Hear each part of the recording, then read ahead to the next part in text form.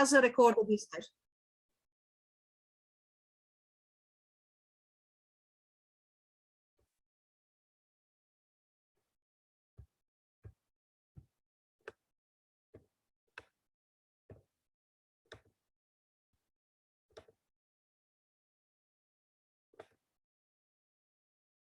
So good morning. My name is Tiziana O'Hara. I'm working for a cooperative development body called the Co-operative Alternatives. We are based in Belfast, Northern Ireland, and we have organized this Cooperative Skills Series this year. And today we have our guest speaker, Abbie Kempson, to talk about cooperation. We've done a lot of webinars and all these webinars have been sponsored by the Belfast City Council. So thank you to our sponsors. We start in February and we explored different issues of cooperation because we think that cooperation needs a bit of prompts and a bit of reflection if we want to become good cooperators in our organizations. So we had something about how to make a cooperation happen, how to set up cooperatives. We had something about members' engagement. We had something about finance. We had something about business. And now we are going to go into governance and really deep inside what cooperation is with Abbie, a very experienced cooperator from the cooperative movement. So this is also an opportunity for us to engage and catch up with our colleagues all around the world so that we learn from each other. Keep an eye on in September, October, we will have some meetings with new cooperatives in Northern Ireland that will come and talk to us about their journey in September and in October. But also keep an eye on a small research we are doing with the University College Cork. And it's about, this research is really focusing on the issues and challenges of emerging cooperatives in our region. So that would be an interesting research indeed. We don't have a lot of those done regionally. So keep an eye on that. Wanted to remember, to remind everybody to remember this beautiful opportunity for cooperators around the world to celebrate your own cooperatives with its cooperative fortnight from Monday until the 3rd of June. We will really look at what are the cooperatives near us. We will celebrate their success, but we'll also try to bring it to your attention what they do. So we have a Twitter campaign. Follow us at the Co-operative Alts. Sorry, that's our Twitter handle. And it's really about celebrating all these cooperators brave enough to set up a cooperative. It's a cooperative fortnight, by the way. This is a global fortnight. So no matter where you are, which part of the country you are, do please remember that cooperatives are really celebrating something today. Finally, you know about the support available in cooperative alternatives. We are working with the Hive, the Belfast City Council, with the Co-op Foundation, but come today. Today is really an important session because the soft skills that we need to really collaborate and cooperate are something that we need to work hard at. And no better person to introduce this topic than Abbie. Abbie has been really working directly in cooperatives, and she's now is working on a development cooperative that she will talk about in a very few seconds.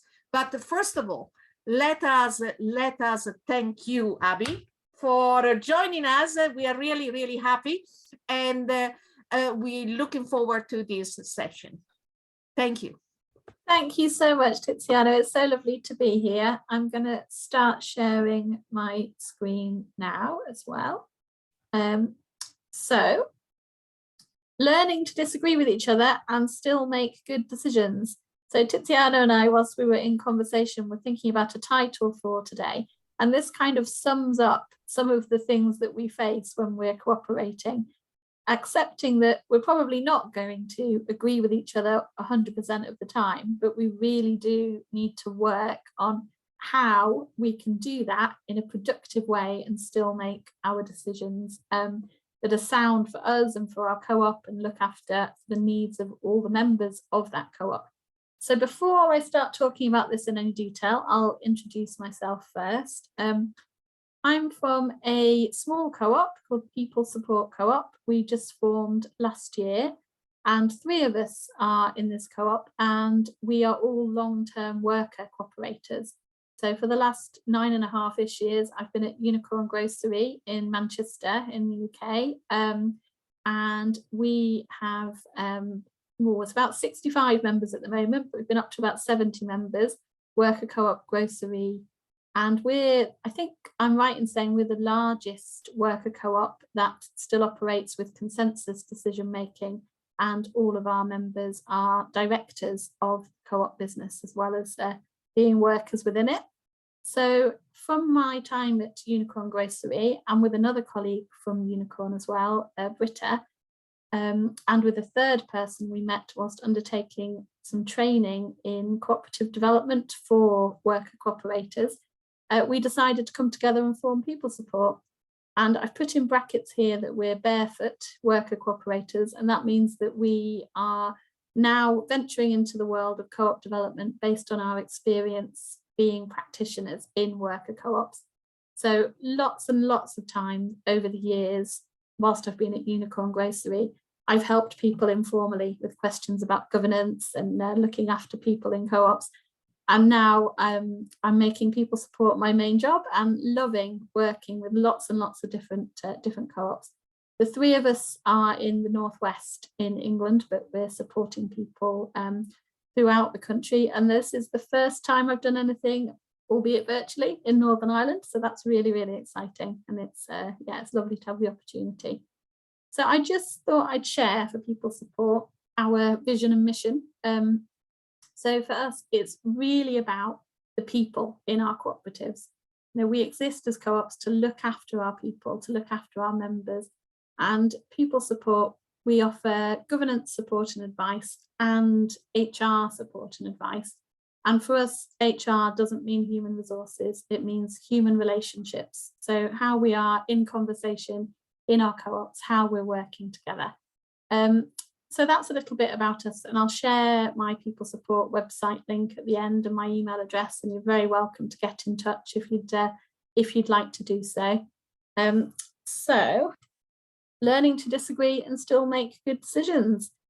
Well, I was thinking about this and thinking about the best way to frame the session today, and I thought we'd start by thinking about some of the common governance problems in co-ops that can lead to conflict and can lead to the disagreeing part in our title.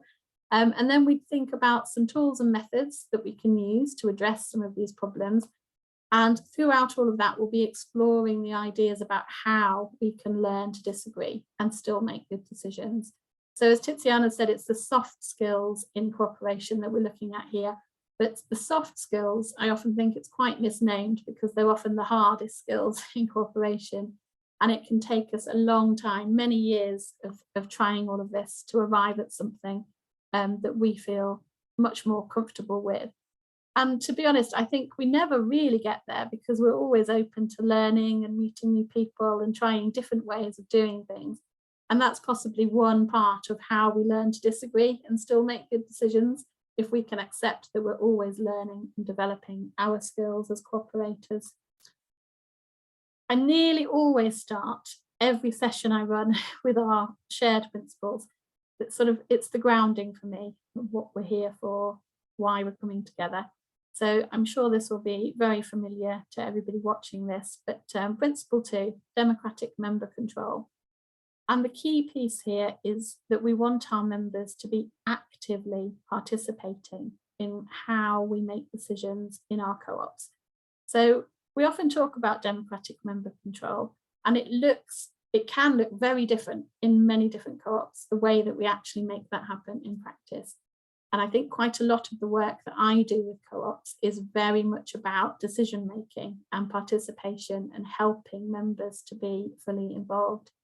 And then I'm also mentioning Principle 5 because that's today. We're coming together to think and learn and be involved and engaged in our movement and learn from each other. So we've got ideas to take back to our co-ops. And also at the bottom, again, I'm sure you'll all know these off by heart, our shared values as cooperators. And I think all of these are really important when we think about how we make decisions together and how we want to be together in our co-ops and how we're going to disagree with each other but still make good decisions. So if we think about honesty and openness, if we're able to openly and honestly communicate with each other and share our ideas and be open to hearing the ideas of other people, and if we put caring for each other sort of front and center of how we work, then that gives us a really incredible starting point for thinking about how we want to make decisions together to collectively govern our cooperatives. And then as we're talking about governance, it felt useful to also put in a little definition here of what governance actually is. So this is the definition that I think I've kind of grown up with, if you like, in the co-op movement from Chris Cornforth in 2004. So systems and processes concerned with ensuring the overall direction, supervision and accountability of an organisation. And when we talk about governance, I think quite often a lot of us still get a little bit confused with the difference between management and governance is the bigger picture, the overall. And I think to do governance well, we are inevitably going to be making quite a lot of decisions as we go along. So I thought I'd just put this up in the hope that this was a little bit useful for people to put the context in. But it's very much about us having this big picture of our organisation and how it works and putting those processes into place. So this is a great resource that you might be aware of, Simply Governance, written a few years ago, Co-ops UK. And I use this quite a bit in my practice at the moment. And in this resource, it covers some of the common governance problems which often lead to us disagreeing and perhaps not making the best decisions together. And I've just picked out 3 to look at here in the session. The first one being ineffective meetings, the second poor participation, and then the third, the big one, poorly handled conflict. So we're going to look at those together. So ineffective meetings then, and this is a quote from Simply Governance. So if we're going to our co-op meetings and maybe they're running on for quite a long time, or maybe they're indecisive, or maybe we're just not really getting to have a say, then we're probably going to leave feeling pretty fed up by the end of it. It's not going to feel empowering for us. It's going to have the opposite effect. And if we do have the option to vote with our feet and then not go to the next meeting that might be too long and not get very far and not listen to us, we probably will. If we do have to go, then we might turn up with a bit of a, oh, this again attitude, as opposed to thinking, great, it's a co-op meeting. So thinking about how we can make our meetings more effective, a few ingredients from me, some suggestions for what makes a meeting effective. Venue, I think, is really important. So making sure that people have room to move around and they can feel comfortable, particularly if you're talking about your general meeting with lots of people or your AGM with lots of people. But even with a few of you, if you're all stuffed into a tiny room, there's no airflow, no one's got access to coffee if they need it, you're not going to necessarily have the best meeting experience. Same with agendas in advance where possible, so people can be prepared and arrive knowing what they're going to be doing in the session. Agreed processes. This to me is also really crucial. So everybody knows what it is that's going to happen in terms of how they can participate in making a decision. And everybody knows what's going to happen in terms of when they'll get to have a say in the meeting. So once you've kind of worked that out together, it can feel a lot easier and more comfortable for people because they know what to expect in the meetings. And then some sort of basic ones here on good facilitation and timekeeping, making sure that action points are assigned and minutes are useful, And for me, I think some kind of evaluation, which could be a really little thing, or it could be something bigger in a big meeting, because we're continuously learning and we're trying to meet the needs of our members. So the more we can do that, the more we can create space to learn, the better. At this point, I was going to pause for a moment. I'm just going to invite, if anyone wants to unmute and add anything, feel free. I think there were probably more ingredients than this for effective meetings, but if anyone has any thoughts, you are very welcome to share them. I'll just take a breath for a moment. Can I just say welcome to also Karen from NICE, and I can see Tim now and Caroline. Thank you all for joining us. Thank you, Tiziana. Hi, everybody. So if at any point you do want to ask a question or say anything, please do feel free to interrupt me. I'm really more than happy to do that. And of course, we'll make time at the end as well, but feel free. So I just put in a little bit more detail here because we're talking about good decision making. And this again comes from Simply Governance. And I don't know how many times in my life I've been in this situation where we've been in a meeting and we've discussed the same thing and we're not sure if we've already decided it, and then maybe we make another decision or maybe we don't. So if we end up wasting our time because we haven't got good records of what we've already decided, that definitely doesn't help us with good decision making. So a few thoughts from me on minutes and action points just to help us with always thinking through how we can use our collective time as well as possible to make sure that not only we're making good decisions, but we remember what they are, we know who's implementing them, and ideally we've got some kind of review date to come back to check on the impact of the decisions that we've made together. You're going to have the slides afterwards as well, just to say, so even if I'm not reading out every word here, it's available for you for afterwards. So moving on to disagreeing with each other. Well, it's highly likely that we are going to have different opinions to other people in our co-ops on any number of issues. And it's really the difference, I think, for how we approach that, which means that we're either in a thriving cooperative where there's a lot of open space for people to discuss and feel safe to do that, or we find ourselves bashing heads together, locking horns, not able to resolve difficulties and entering into the unpleasant territory of falling out with each other. And we've probably all been there. It's part of being a human being. We're going to find ourselves in that space. We're not perfect, even though we're cooperators. We still manage to do that from time to time. So in thinking about how can we disagree with each other, still make good decisions and still have good cooperative relationships, the first thing for me is finding a decision-making method that actually encourages different points of view and makes space to hear them and think about them. And then on top of that, kind of going back to where we started with our cooperative values and principles, thinking about how we talk to each other. Are we reflecting that we're in solidarity with everybody in the room, that we're respectful, that we're open and honest in our communication styles? Are we reflecting that we're caring for each other and that we're taking responsibility for all of the people in our co-op, as well as living that value of self-help and self-responsibility for how we behave in our meetings? This is just a very standard one that you'll find in sort of conflict resolution literature generally, but focus on the issue and not the person. So it's not that the person is necessarily the problem or being difficult as a person. There's usually some kind of issue here that we need to address collectively to work on together. And then all of us should always be thinking about what's best for our co-op overall. We're stewards of our co-ops. We're taking them forward for new generations of cooperators to come after us, hopefully. And it's not just about what we want at any given time. It's about what's best for the co-op and what's best for all of us. So back to my ingredients again. So ingredients for effective decision making.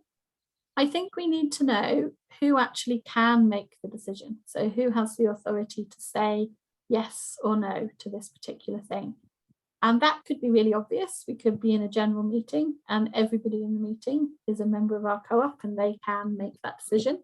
It can be less obvious in smaller groups in our co-ops. And if we work to actually define, I don't know, let's say we've got a finance group of people and they can make certain decisions and we know who's in the finance group, we can make our lives a lot easier than if we have a sort of uncertainty of people coming in and out of meetings and trying to weigh in on decisions. So I'm a big fan of collectively agreeing any delegated distributed authority in our co-ops, so we know exactly who can make particular decisions and we've agreed what those decisions are. I think that's probably one of the other things I spend most of my time in people support helping with, deciding and defining governance structures in our co-ops and making sure, being clear that everybody feels confident that we've got that sort of overall governance system set up correctly and where decisions are taken. So beyond that, let's assume we've got that in place, then it's the process again of how the decision is made and knowing when we can contribute and how we can do that, and actively checking whether we do have agreement for something and not just kind of going, all right, yes, that's decided. If we haven't asked people, do you actually agree with this? Then we don't know for sure that it has been decided. And I mentioned already, we were talking about minutes and ingredients of meetings generally, but accountability for implementation is important. So we know who's going to make the decision work and that we've recorded that we've made that decision. So cooperative decision making, well, we are often in a place, let's think again about our the premise of this workshop, how to disagree and still make good decisions. We're often in a space where we have different positions and they can feel like quite far apart positions on any given subject. And what we're looking to do is to move from stating our positions, I think this, no, you're wrong, I think this, and finding some kind of convergence, some kind of space where we can, as best as possible, integrate ideas from both positions and find something that we can work with. We have much more chance of doing that if we've got a strong foundation of our shared values and our shared aims in our co-op. And if we've got clarity, again, thinking about who can make a decision and in what context, if that's all really clear to us, then this convergent space gets easier to find. But there's definitely a skill to do this, if you're facilitating this, to work with people and move from position stating into looking for options that we often talk about win-win solutions. So we're trying to find something where neither of these two diverging positions are losing. We're not looking for one to take over from the other. We're looking for the best bits of both. And I've put this in because often when we're making decisions in our co-ops, we think about voting and we think one member, one vote. That's kind of our essence of democratic cooperative control. And that's fantastic and radical and revolutionary. It's not how much money you've got. It's the fact that you're a member of the co-op and we've all got one vote each. And it can be quick and easy. And if we're voting, then we have actively checked whether people are saying yes or no to a particular thing. But we can also see some drawbacks. If we'll just nip back to this one, if we're in our position stating phase and then we just take a vote, we might not have moved that far down into looking for our convergent space. And then we kind of end up in the territory of, I didn't vote for it, I'm not going to help implement, or I don't feel like I've got buy-in here.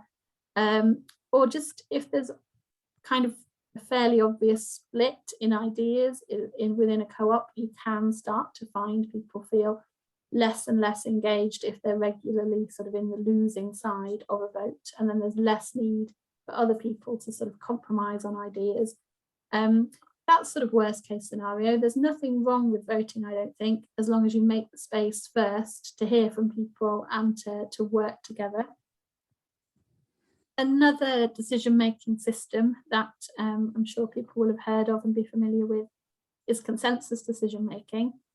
This is taken from Seeds for Change, who are a fantastic worker co-op and have really great resources on their website for consensus. And my co-op Unicorn Grocery still uses we call it quite a pragmatic form of consensus decision making to take decisions with all of us together in our general meetings.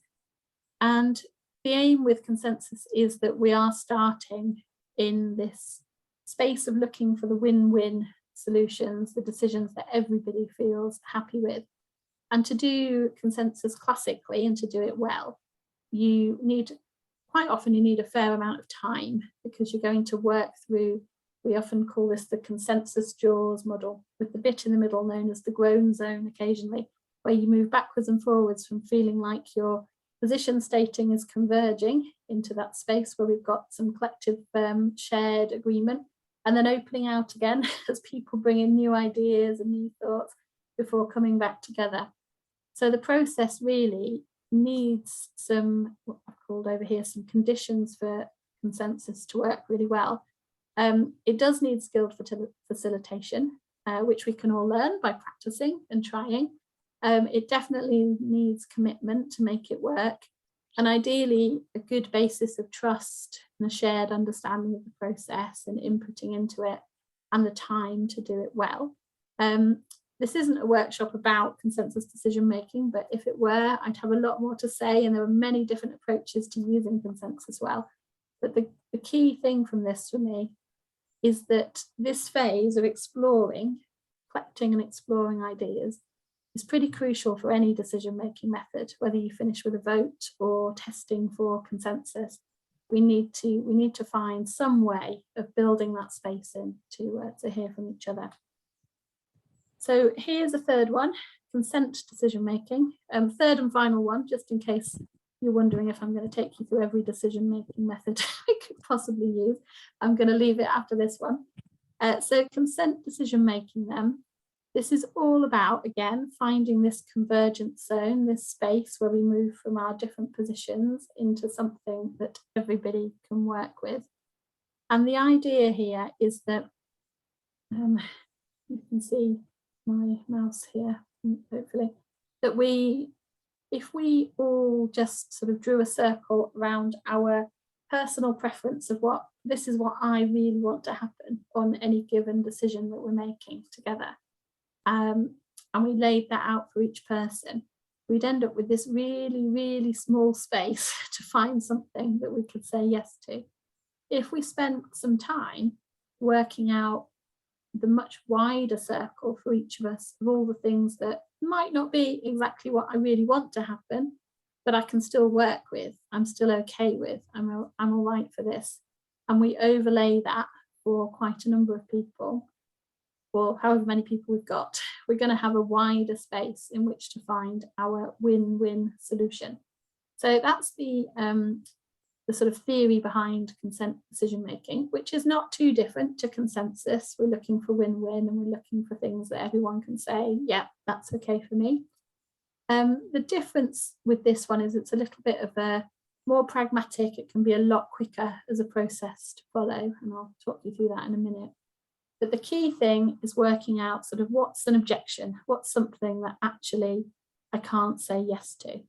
And how we normally do that is we think about, can I work with this proposal?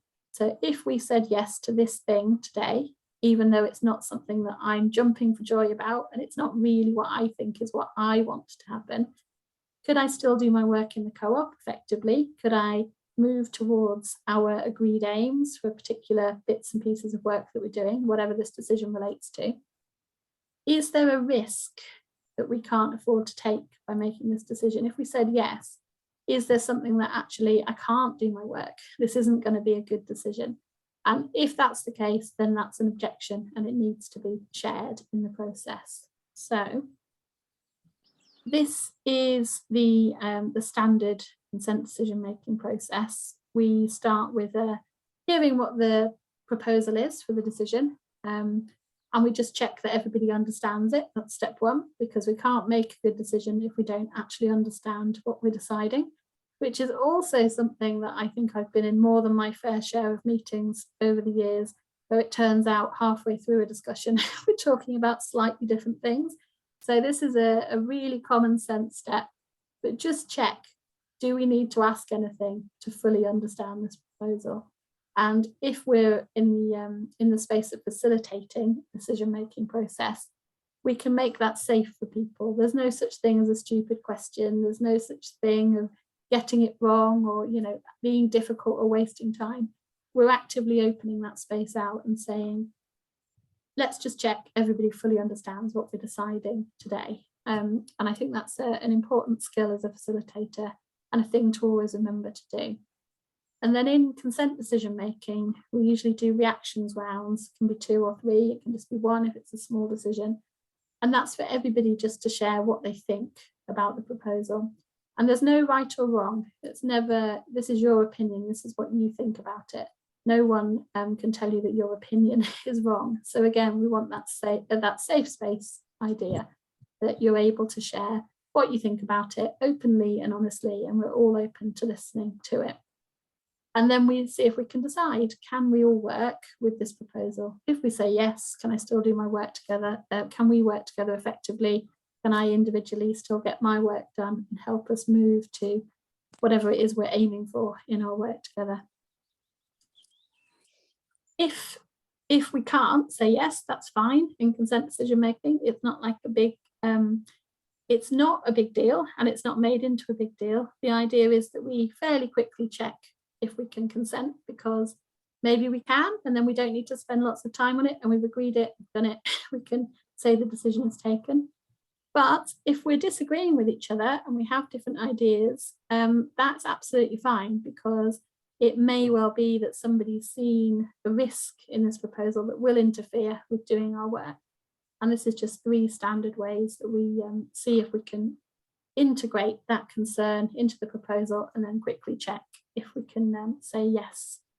And usually one or some combination of these things works to help us make a decision, even though we are potentially disagreeing about areas of that decision.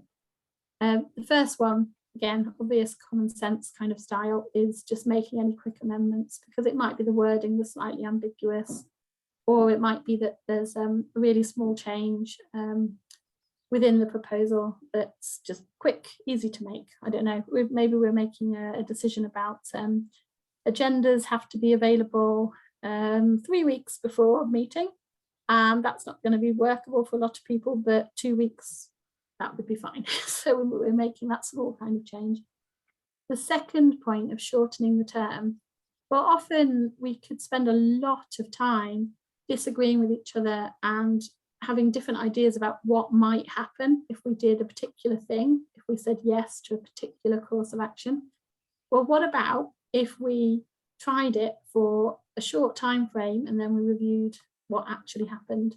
So let's say we're agreeing to use my unicorn grocery example, that's a shop. Let's say we're agreeing to change something to do with our offer and the products we're selling in a particular section, because we think we can support some local suppliers and we can change things up and we think our customers are going to like it. We don't know until we try, and maybe a couple of people in that decision-making group don't like that idea and they think, actually, no, that's wrong, because we might lose sales. Well, it's all theory at this stage until we try it. So we could agree to try it, and we're going to put a review date of, say, 3 months on it, just to see that sales don't drop. We could, depending on what the decision is, review it in a week or 2 weeks if it feels particularly scary and a couple of people aren't agreeing that it's safe enough to try. And then the other thing is measuring the concern, and often this sort of interrelates with shortening the term. So what is it that we're worried about that could go wrong if we agreed to try this thing out, whatever it happens to be? And what measures can we use to find out whether or not it happens?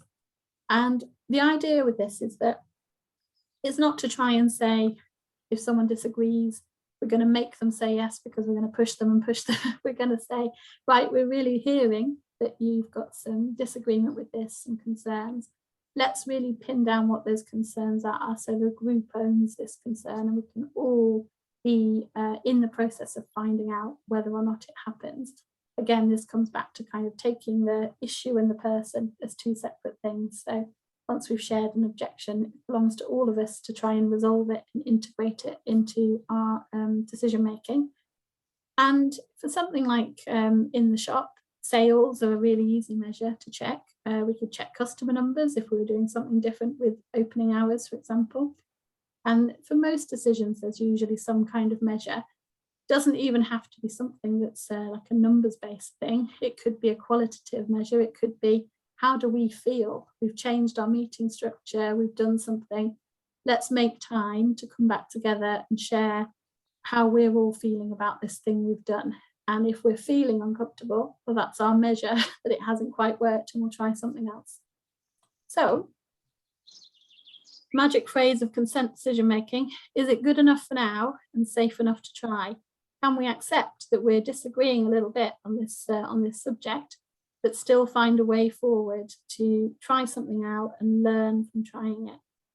And if we don't wait for perfect, and I think waiting for perfect is another common governance mistake in many co-ops, if we're not waiting for perfect and we're open to learning and finding out what happens, then generally there's very little risk involved for a lot of decisions. That's not true for the huge things where it's you do this thing or you don't, you buy the community pub or you don't, for example.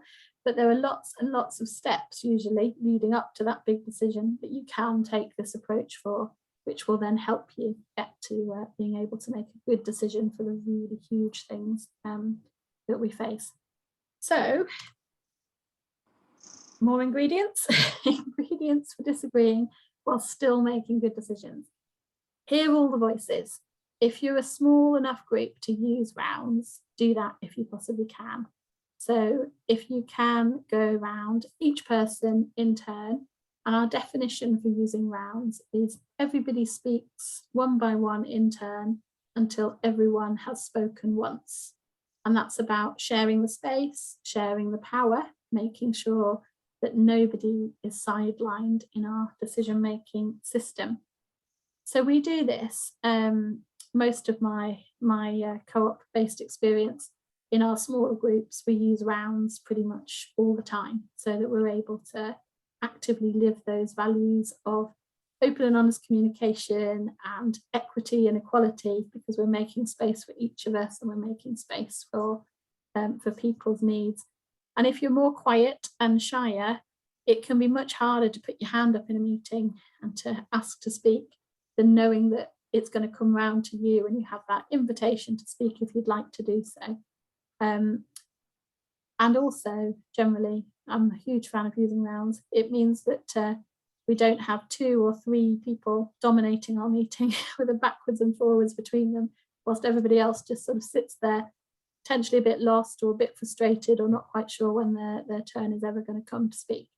So I always say, if you can, try and use rounds or just build them in. So if you've been having a backwards and forwards discussion for a while and time allows, you could just say, let's just quickly check in with everyone here. Is there anything else we're missing? Does anyone else want to add anything? And actively go round one by one. The other thing is reminding ourselves that we want to explore options with an open mind as best we possibly can. And that can be hard because we can have some pretty strongly held opinions and ideas about particular courses of action, and we might not be that open to being disagreed with. But if we can make that space and we can ask ourselves, so I put this into my next point, if I don't like something, I need to ask myself, is this just purely about what I want? Or is there something that I think is risky for our co-op or for our little group in the co-op making this decision that we shouldn't do? And if somebody doesn't like a proposal that you've brought, well, maybe they've spotted something that you've missed and they can help you see it in a different way. And you can, between all of you, come up with a much better proposal than the one you started with. So I think that's always much easier said than done if it's something that you really deeply know we must do this about. But the more we can practice these skills and we can try, the more chance we have of being able to hear the disagreements and the different points of view and still coming up with something that works for all of us. And then always actively addressing concerns. So if someone does have a concern that we might have fewer people turning up at our next community event if we do it this way, or lose sales or whatever it happens to be, we want to hear them, we want to make a note of them, and we want to actually check back whether or not that's happened. And that's not to check back to say, ha ha ha, Tiziana, you were wrong, you said if we did this, this would happen. That's just for us to know collectively that actually this course of action has had this impact and we're learning, and next time we might do something a bit differently, or this is great, but what else can we do to make it even better? So that's the ethos there.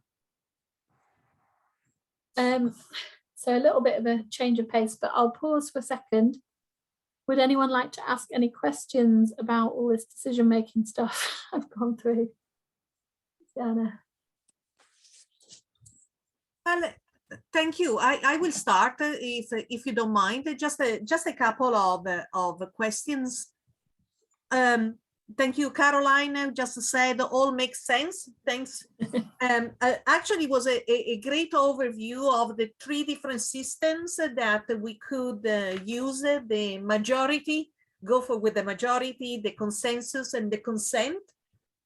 And I really like how you explain consent and how seems to be a more pragmatic approach.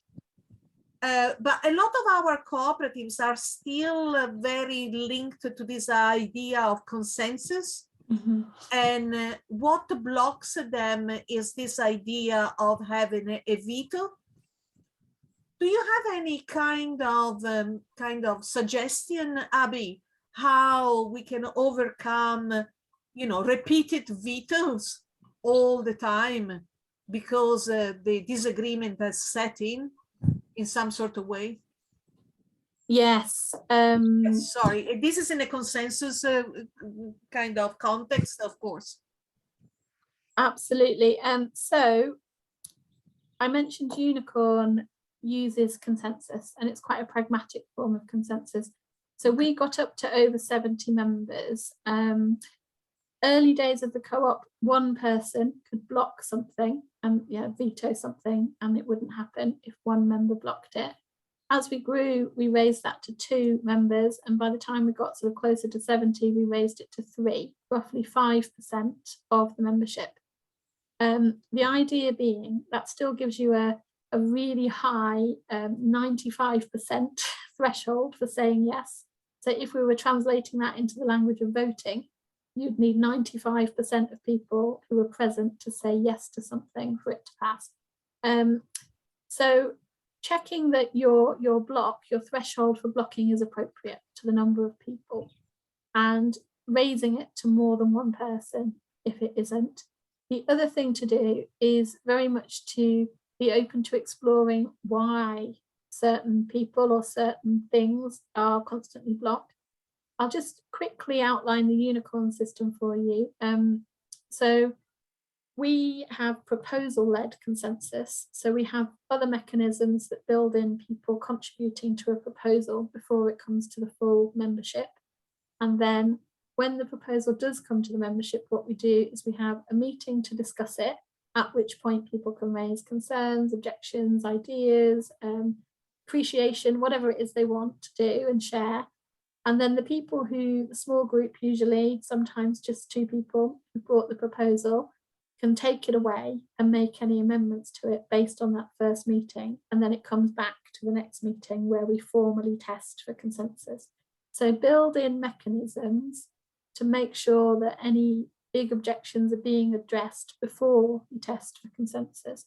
And in the consensus process, that should be happening. We looked at that groan zone and making space to hear different ideas and synthesize it down into something that works for everyone.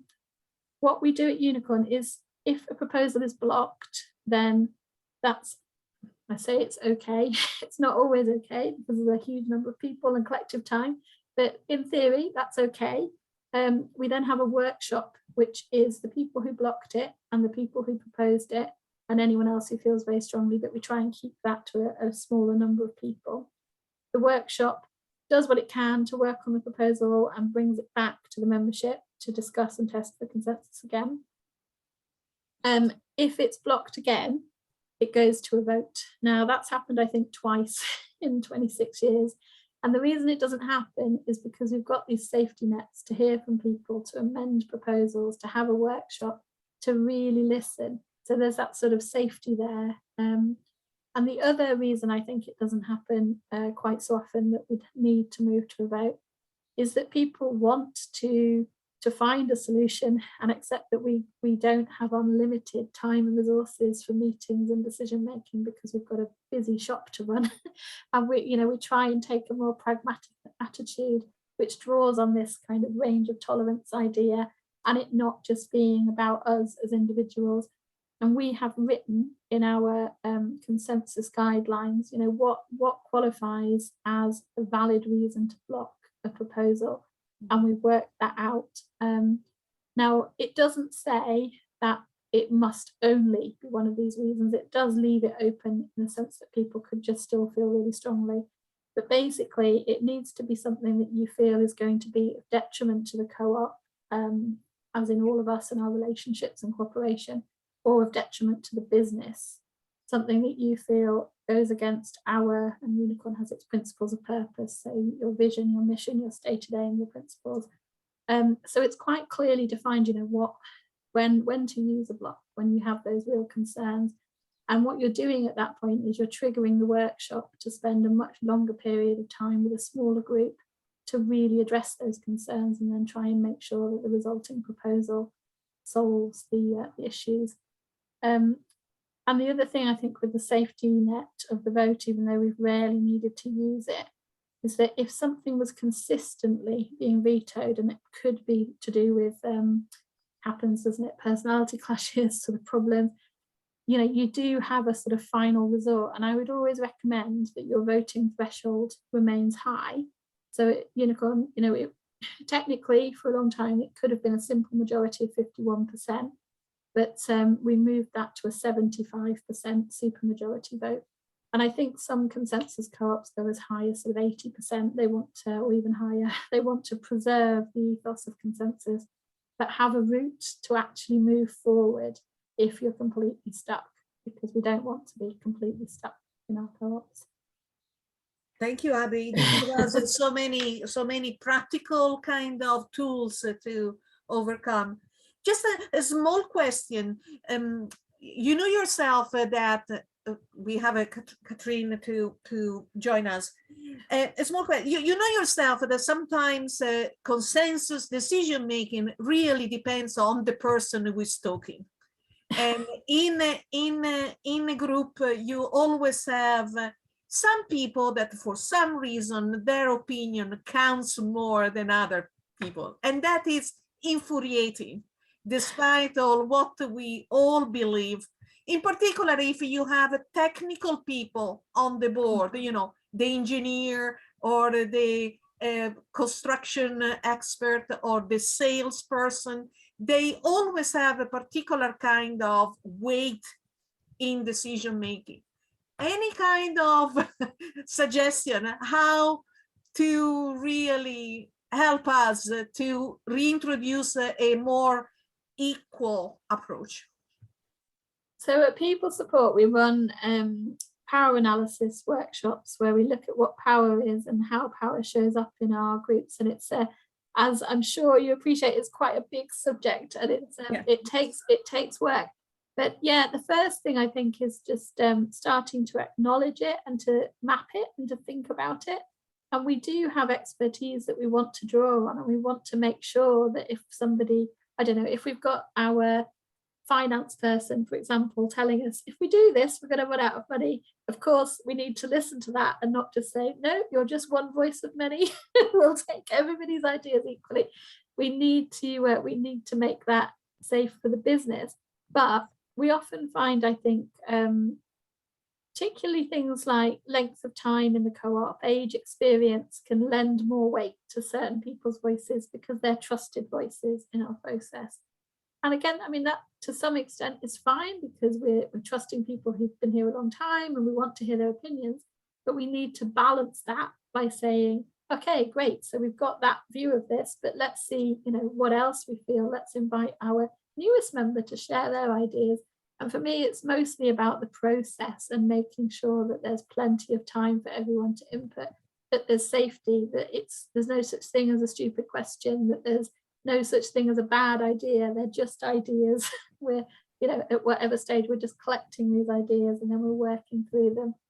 The worst situations, I think, are when we have that sort of power of knowing the rules effect, that you've been here for a long time, you know how this works, you're just not open to listening to what other people think about, you know, X, Y, Z. And newer people feel a bit stranded and they don't really know when it's appropriate to challenge. So for that, again, it comes back to process and reminding ourselves, you know, this is how it works, these are the opportunities to input, and being really clear about how you influence decisions and when, you know, when you have your say. I don't think it's an easy thing to fix, but even just having the openness to have the conversation about it and to start to map power dynamics and to invite people to think about how they show up in a group and what it is that they bring to that space. If they're open to doing that, I think we can see some fairly dramatic changes happen. Thank you very much. I shut up now. Thank you, Tiziana. Those are great questions. So, should I check the chat? Is there anything? Oh, all makes sense. Yeah, thank you, Caroline. Common governance issues number 2, poor participation. And as this is a bit of a much shorter section, but I just wanted to put this in as part of the decision-making stuff. And we do find in all groups everywhere that participation varies. And I think, again, that's just part of being a person. we show up in different places in different ways as people. We have more energy for certain things than for others. But one of the things that I've done with the various co-ops and community businesses is to, especially early stages when something new is forming, but you can do it at any point, is to check in with each other and map your expectations, responsibilities, and accountabilities, and then regularly review it. So this is a real one that I've put in the purple box on the slide. It was much longer than this, but we had took time to work out people's main sort of points where they thought there could be issues that came up. And one of the things that came out of that was just making sure that people were really clear on what it is that they needed to do. And we made sure that people, everybody had a role description with the key things that they were looking after, things that they could individually make decisions about. And we had a commitment that we'd regularly review and make sure that workloads are manageable for people. So rather than sort of moving into blame and shame, I can't believe you haven't done this thing and, you know, it's the deadline tomorrow. We're checking in with each other fairly regularly. You know, are you okay? Do you have too much to do? Do you need help? Can we share responsibilities? And being able to do all of these things then can help us to be accountable to each other. As I say, this is a real example, but a shortened version of saying what we were going to do in this particular co-op, in this particular agreement that everyone would commit to doing. And I think if you can do that and you can revisit it and it can evolve with time and new things can be added, that can be a really great way of building in that accountability.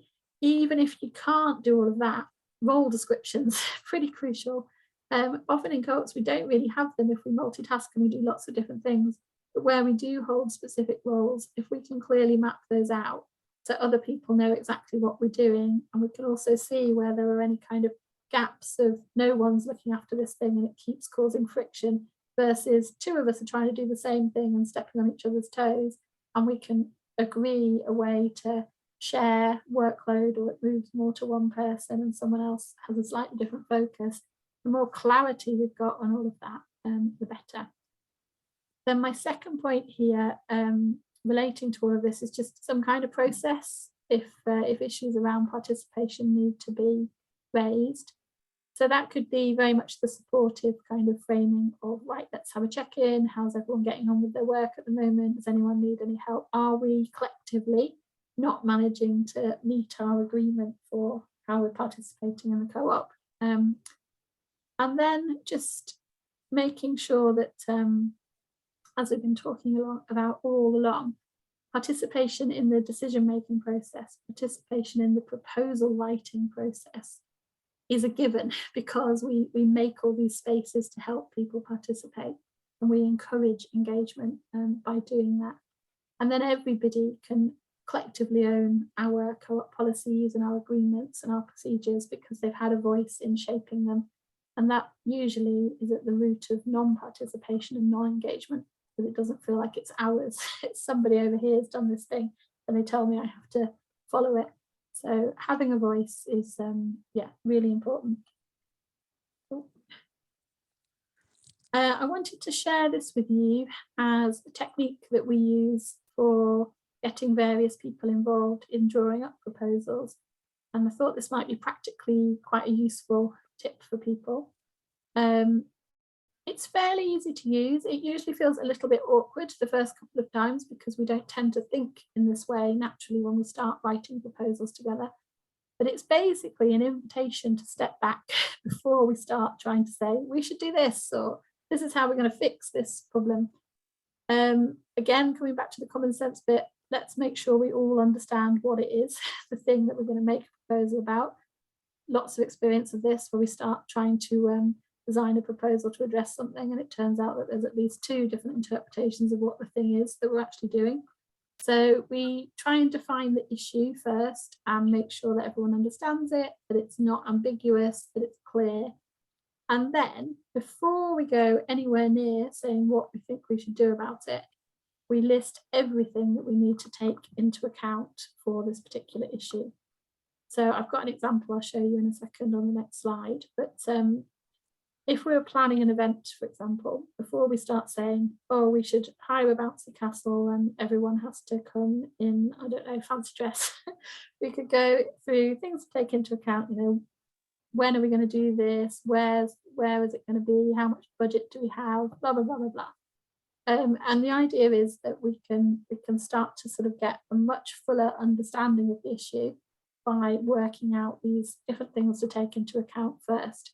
It doesn't have to take a lot of time. We can do this quite quickly in a few minutes, or we can turn this into a process maybe where we have bits of flip chart paper on the wall and people can be adding over time their thoughts about what we need to take into account. Lots of different ways of using this. Once we've got all of that, we call those dimensions, listed up, we can start thinking about how we address each of them. And again, you don't have to do it in turn. You don't have to say, right, you don't have to take when shall we do this or what date and then just look at that. It can be more organic than that. But at the end, you want to check and go back through and see, have we addressed everything that we identified? And then from that, usually 1 or 2 people, if you're in a group of 6, for example, all 6 of you contribute to this, 1 or 2 take it away and write a proposal up. If you're in a group of 66, like Unicorn, you can put this up on bits of paper, get people to write dimensions that need to be taken into account, proposal ideas that they've got, and then you can take it away and synthesize it into some kind of proposal. Always worth mentioning, particularly if losing it in a much larger group, that just because people put something in the I think we should box doesn't mean it's necessarily going to make it into the final proposal. It's just about collecting those ideas and having all of that input. So this is, well, this was actually a real one, but it's a bit made up as well now because I took out the details, but planning a co-op away day. And this was a small working group or working circle who were tasked with looking at participation in governance, and they needed to organise the away day, which was going to be on the theme generally of participation in governance. So this isn't all of it, but started with dimensions, everything we'd have to consider to make a good proposal, date and time, fairly obviously. Did we want an external facilitator this time round? You know, what is the main governance issue at the moment, and what do we need to really focus on to do something that's going to meaningfully address that. We also thought about, is this just about work, or do we want to make this also about some socializing time, some fun? Budget, very pragmatic question, but how much money can we actually spend? Thinking about what members might want or expect from the day, thinking about access needs, and particularly not excluding accidentally anyone with childcare issues or other caring responsibilities. It's still obviously very much still here. What about COVID? Is it going to be online? Can we actually do it in person? And if we're in person, what are we going to do about transport and making sure everyone can get there? And then gathering some of the proposal pieces included things like, let's have a fun day out. We deserve a treat. We've survived the pandemic. We'll leave governance. It'll sort itself out. We can deal with it next year. I think was one of the first ideas in here. Then we had thoughts around who we could ask as the external facilitator to be involved, ideas of splitting the day into sort of work and fun elements, some suggestions on what the focus should be, requests about staying local because it's just easier for people with children, and suggestions around venue. So then a couple of people took it away and they came back with a proposal which was accepted, and it all got booked in to do like a morning of work at a local but nice venue with our facilitator, and nice shared lunch, and then some fun stuff optionally in the afternoon. So this is just one sort of smallish example for this, but I've used this process for lots and lots of different things, including things that are much harder to pin down than planning an event or an away day, where you're looking at sort of things that are things in governance, in cooperative governance, things around decision making and so on, where your dimensions are slightly less tangible. But using this process really, really helps to just make sure we've addressed everything that we know needs to be in the mix here. So I would encourage everyone to have a play with this. And I would also, just nip back to this slide, just point out that however well you explain this, initially, people are going to find it quite hard to separate the difference, and usually will start sharing their ideas in the form of, what ideally would be a dimension, things we need to take into account.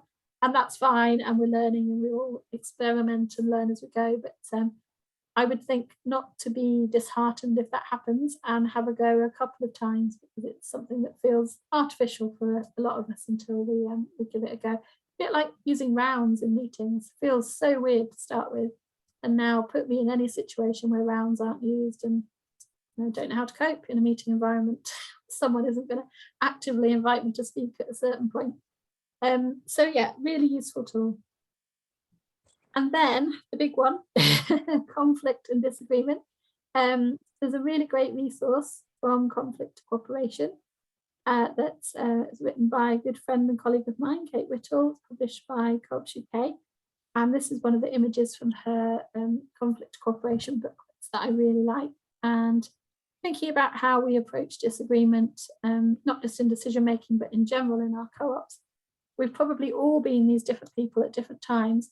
Hopefully not so many of us in the violence and actually sort of physically going to the person, but running away, yep, it's a bit difficult, but just go, look over there, change the subject. Getting into some kind of argument, which we probably regret later, and then actively deciding we're just going to calmly sit and talk this through and try and reach some kind of resolution. I think there's probably other approaches as well, but this is kind of the common ways that we tend to handle disagreement. And I would very much recommend reading from Conflict to Cooperation. They're short booklets and lots of great advice in there.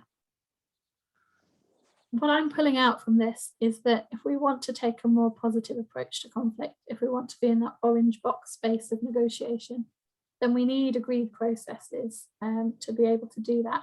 And again, coming back to open and honest communication and giving each other feedback, which I haven't touched on much today, but is such a crucial part of being able to do open and honest communication well with each other.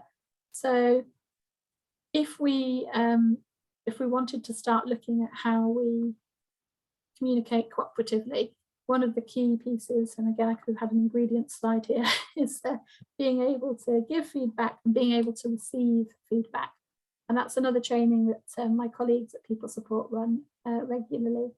And it's something that we all, I think, need to not only learn once, but revisit regularly and understand how we best manage to do this. We've talked a lot about encouraging different views to be heard and discussed openly. The more we do that, the less we're going to be in the space of wanting to throttle each other, because we've created the space to hear and to share and to be open to hearing lots of different ideas and understanding it's okay to disagree. We can still make good decisions. And then a conflict resolution framework agreed by the group, co-created, designed by the group. We could definitely use that process we were just looking at to do that. I, in fact, have used that process to do that. And this is a real one from an organisation I worked with a while ago. This is slightly changed and obviously anonymised. And they came up with their steps to reduce tensions and unnecessary conflict after using a process to identify everything that they wanted in their conflict resolution framework. And a lot of this is what we've been covering today, sort of mutual understanding of expectations and commitments, making sure everybody's clear on who's doing what and where the responsibilities lie, thinking a lot about each other's needs and how best to resolve tensions and tackle disagreements, creating space to talk, and then the decision-making method that welcomes different perspectives. So this was like the starting point for their conflict resolution framework. And we use this process of a conflict canvas, which I'm sharing with you because I think it's a useful tool to play with if you have the opportunity in your co-ops, if you have the time. We started by thinking about the shared values that were most important. I have shortened this just to turn it into a slide, but one of the things that came up really strongly was kindness and wanting to be kind to each other in this particular group. And then thinking about what their priorities were, well, number one was maintaining friendships. And this was a new small co-op coming together of a small group of friends. And they wanted to keep those friendships and they wanted to make sure that they could make that work. They wanted to always prioritise open and honest communication and not being afraid of conflict in decision making, not being scared to disagree with each other and know that they could still make good decisions. And then I won't go through absolutely all of this, but they put in their commitments to each other. They thought about how they would understand needs sort of individually and share that information and what steps they would take. And then we came out at the end of this process with their framework. So at a time of being in a disagreement with somebody else in the group, the first thing would be individual reflection. So how have I contributed to this situation? Have I thought through how I might have not been, at my best, how I have potentially helped create this conflict? And taking that time to reflect before going straight in there with a how dare you do X, Y, Z kind of approach for the other person. And then requesting a conversation. They'd already agreed that they'd do this. So if something difficult came up, you would think about it and then you would request a conversation with the other person at a time when both of you were calm and open to talking about it, probably not there and then in the moment, whatever the thing is that sparked all of this. If that didn't work, or it felt to either party that it just wasn't fully resolved, then they had a couple of different options for group support. So they could make a request for the group to be involved. They could also skip to requesting mediation.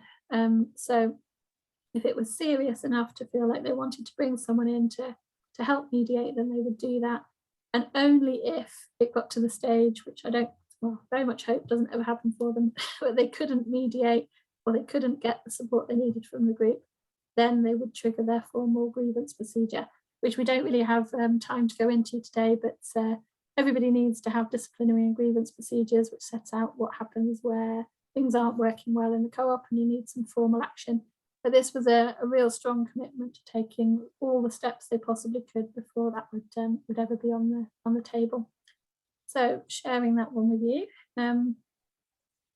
But this is something that we really love at People Support Co-op. We didn't invent it. It's called Manual of Me officially. I think we translated that to Guide to Me probably accidentally, and we've stuck with our title. But if you Google Manual of Me, you'll find a website with instructions on how to do this.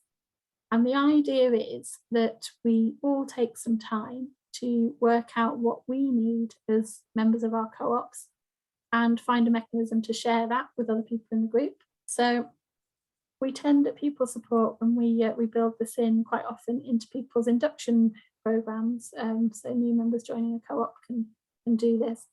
And also we've done this Way Days and various other places, giving people a chance to just sort of step back a bit and think, what is it I need to be a committed, engaged, effective, cooperative member?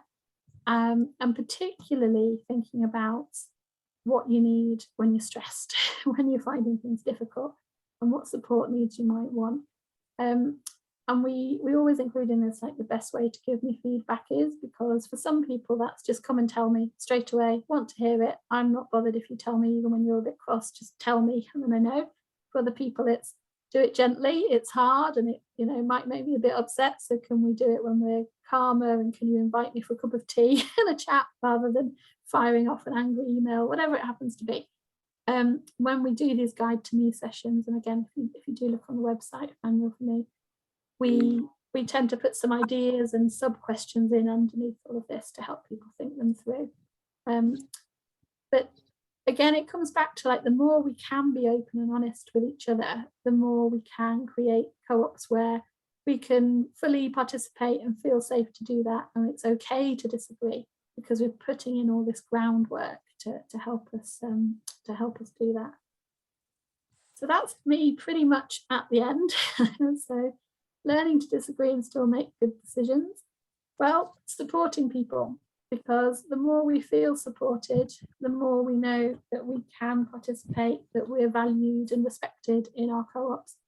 And to do that, we want to put in the groundwork to help all of us create an organisation that fully lives its cooperative values and constantly open to learning, to growing together, to evolving, to trying new things out. And the more I think we can do that, the more we can disagree, and we can still get some good decisions made, and we can collectively govern effectively. So I will pause for some questions and see if anyone's got anything they'd like to ask or share.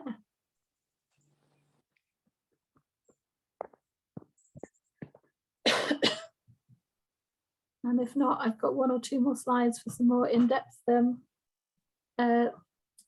conflict resolution technique, which I can share with you if you'd like. You're muted, Tiziana. Abbie, there was a comment in the chat from Caroline. She particularly liked one slide, the slide about Guide to Me. Maybe Caroline can tell us why she liked that slide in particular. If you'd like to, Caroline, please feel free to unmute. And if we're putting you on the spot, don't worry. I was making sure I had the background noise turned off before I put the sound on. No, I just thought it was I thought it was a very positive way to address these kinds of issues before waiting for a relationship to break down. It's a very positive way to address it proactively. It's the kind of slide where you can easily, those questions are easily used as a discussion, but also if somebody doesn't feel comfortable having those kind of discussions face to face, it's something that you could give to people, ask them to go in, have a think about it, and even email the response back. And I think it shows a very collaborative, a very supportive approach. I just thought it was a very, very practical way, and it structures the conversation for people. I just loved it. Thank you, Abbie. Thanks very much, Caroline. Thank you. Yeah, do have a look at Manual of Me. There's lots of different ways you can use this and share this information. You can also build in some really practical stuff, like if people are working from home, for example, at certain points in their working week, or maybe constantly, then practically, you know, when's best to contact me if you've got a concern or you need to talk things through. You can include, or we've got various ones of these we use with different co-ops, but you can make it very much about your co-op as well, and sort of things that you know come up in your situation. So when this happens, this is what I'd like you to do, or whatever it happens to be. So I would encourage everyone to play with that. And if you already have, or if you're interested in developing well-being strategies, well-being policies in your co-op, then putting in the guide to me element into that, I think, is very effective for people. Would you like to see, Thank you. Caroline? Thank you. Would you like to see my slides on another idea for dealing with tension and disagreements in co-op? I've got a couple of extra slides in case we were early, which I hope are in order. I'll just show you this for a moment first. If anyone wants to contact me, you're welcome to email me, abbie@peoplesupport.coop, and please have a look at our website as well, peoplesupport.coop. There's a few tips and ideas on there around well-being. Okay, so this is something that we have used and do recommend as part of helping groups to overcome difficulties and problems, a facilitated conversation approach. So this is like the DIY version of mediation that people can do for themselves and ask their facilitator, if they've got someone who's comfortable facilitating in their co-ops already, or one of their group members to lead on. And these are real ones, but step one generally is just agreeing your ground rules. So making sure that before you go into this facilitated conversation, this actual meeting, some thought's been spent thinking about, what that space needs to look like. And then at the very beginning, you'd make sure to agree these and to make any changes with people. And I think for me, probably the most crucial one is I'm prepared to accept that I might not always get things right. And if we can all be open to that, then we have more chance of finding some resolution if we're in conflict. And the other thing I think that's really important is that understanding that other people are the best interpreters of their own feelings and motivations, and we're not. So I could say, I don't know, sorry, Tiziana, putting you on the spot again. Tiziana did this thing, and I think it's because she was really cross about blah, blah, blah, blah. But I don't know that. It's for you to know your motivations and your understanding of the situation. So I can only say how I experienced it. And if anyone's familiar with nonviolent communication training, this will be a familiar idea. But you don't have to go full on into MVC to use this. You just sort of want to make that point to people that we're interested in hearing from them. And then in the meeting itself, it's about making space for, so this could be 2 people, this could be 3 or 4 people who are in a difficult situation. It doesn't have to just be 2. Making space to be able to share. And generally we sort of agree what these points are and share them in advance of the meeting, so people could be thinking about it and coming prepared to that space. And that would be, at the moment I'm feeling about like this, about our co-op and this situation and blah, blah, blah. And everyone's just going to listen to that. They're not going to question it. They're not going to comment on it. It's just your space to share how you're feeling. And these are just, as I say, these are suggested prompts. They are real ones, but there are many other ways you can do this. And the aim for us is to run these sessions. So we've all heard about how we're feeling about the situation. We've sort of explored a bit more deeply about, why people are feeling that way. We've made space to hear from each person what they think the main issues are. And then we're pushing always towards some kind of resolution, even if it might be slow and it might be several meetings, but practical suggestions that I would like to bring forward to help resolve this. And we hear those, and ideally we can agree at least 1 or 2 of those, and that sort of takes some tension out of the situation, and we've got some kind of way to move forward. So this is another technique that I'm just sharing with you in case it's ever helpful if you want to try it. We have been called on to do some facilitated conversations, and we're not trained. Well, actually, one of my colleagues is a trained mediator, so she can do this properly. The other 2 of us are people who are used to doing this work with groups and just open to trying to create spaces where people feel they can share openly and honestly.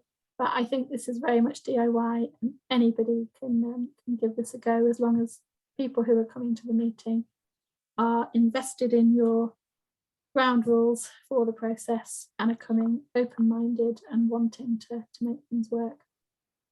Okay, I'm going to end that there.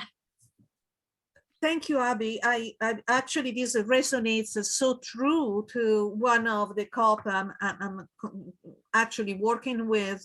But the problem I have in dealing with this situation, and I'm a member of the COP, is that there is, and this is very human, and maybe I wanted to ask you, how do we deal with the human aspect of not recognizing that the problem sometimes it's about ourselves, and we tried to focus the problem on other people.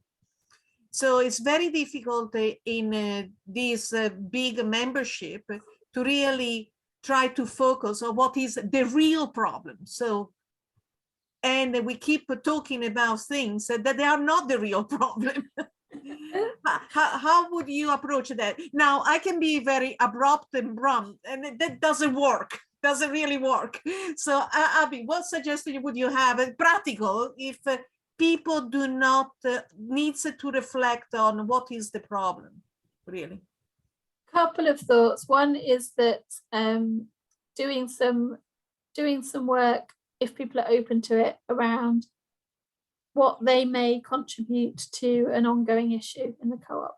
Always trying to separate the people from the issue is important as best you can. So if there's an issue, which could be the issue could be communication, whatever the issue is, we identify the issue and then we think, okay, can we all reflect on how I may not be helping with this situation? And can we also think about positive examples or positive things that we feel we do bring to the situation, and whether there's any practical steps we want to suggest for ourselves. Like, if, I don't know, let's say I'm always interrupting and other people have pointed that out to me at times and I don't quite accept it because I've got the most important things to say. Of course people want me to interrupt.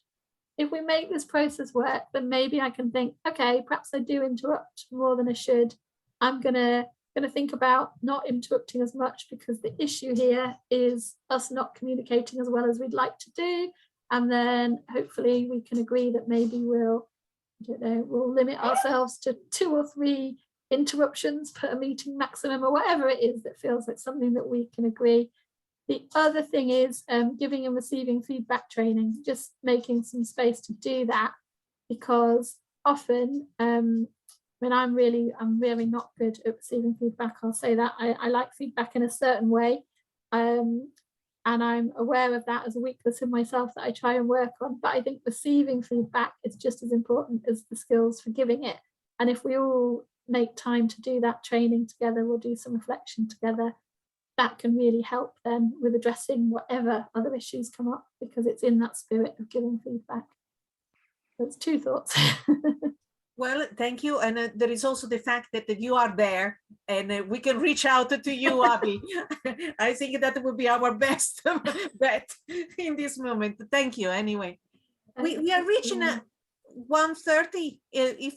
Are there any other questions for Abbie? Because this is towards the end.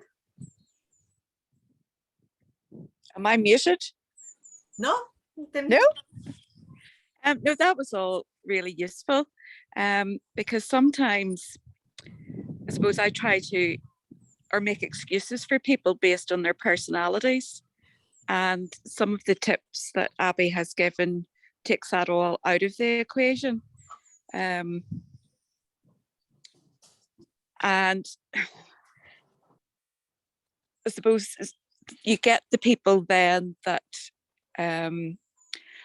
they're not really contentious, but they bring in subjects when you're about to make a decision that are completely off course, and that's their tendency to do that all the time, and it's very hard not to interrupt them. So maybe if they reflected on themselves and how they're participating, maybe they could recognize that. Another really quick and easy sort of little mini fix to that is to have an agreement about out of scope items that come up in meetings. So if we're discussing, you know, whatever we're discussing, and someone brings in something that's just well beyond the parameters of this subject, we can do this in a really nice way. We can agree that we will, thanks Caroline, we can agree that whenever something comes up in our meetings that we don't want to lose because someone's contributed it, but we know we can't discuss it now because it's not something that we can deal with at this moment in time, we're going to write it in our parking space, in our out of scope list, in our remember to come back to list of topics. So I would highly recommend that if the problem is, and I've been there myself many times as well, you think you're discussing something and then someone chucks in something that's just way beyond what you're dealing with in that moment in time. To have an out of scope topics agreement, and that can help resolve that.